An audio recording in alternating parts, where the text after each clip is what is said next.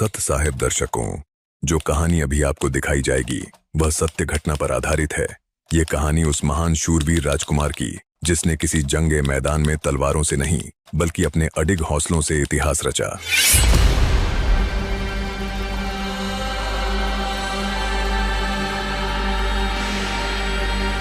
ये सत्य घटना है एक ऐसे भयावह दौर की जब अज्ञानता का अंधेरा हर ओर फैला था, जहां धर्म के नाम पर दया नहीं बल्कि कट्टरवादी सोच से निर्दोषों का खून बहाया जाता था और झूठे धर्म के ठेकेदारों के अज्ञान के विपरीत सत्य की राह पर चलने वाले नेक इबादतगारों को प्रताड़ित करके मौत की घात उतार दिया जाता था। कट्टरता के उस काले युग के बीच इतिहास रचने वाली एक अमर दास्तान जो सदियों तक धैर्य, अद्वितीय सहन शक्ति, अदम्य साहस और परमात्मा के प्रति बेमिसाल इश्क और समर्पण का प्रमाण बनी। यह कहानी है एक ऐसे महान शहजादे की जिसने राजसी ठाठ बाट को ठुकराकर सिर्फ ईश्वर प्राप्ति को ही अपने जीवन का एकमात्र लक्ष्य बनाया, जिसने धार्मिक कट्टरता की बेड़ियों को तोड़कर सत्य और संघर्ष का मार्ग अपनाया।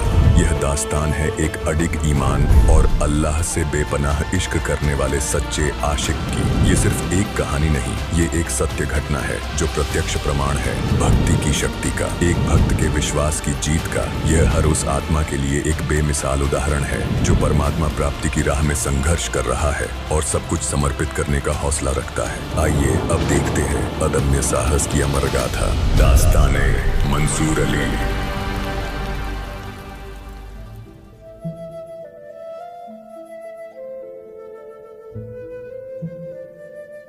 मैंने तो केवल सच्ची इबादत का रास्ता दिखाया था।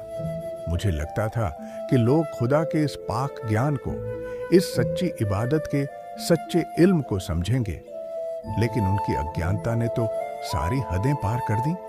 उन्होंने तो मुझे ही अपना दुश्मन मान लिया। पूरा शहर मेरे बारे में बुरा भला कह रहा है। सब यही चाहते हैं कि यहां से चला जाऊं, तो ठीक है, मैं चला जाऊंगा। मेरे प्रति इनकी दुर्भावना और नफरत हद से ज्यादा बढ़ती जा रही है। ये लोग मुझे चैन से रहने नहीं देंगे।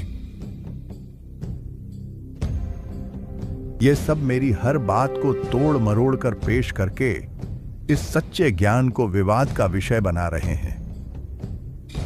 इनके पाप इतने ज्यादा बढ़ गए हैं कि खुदा का सच्चा इल्म भी इन्हें असहनीय लगता है।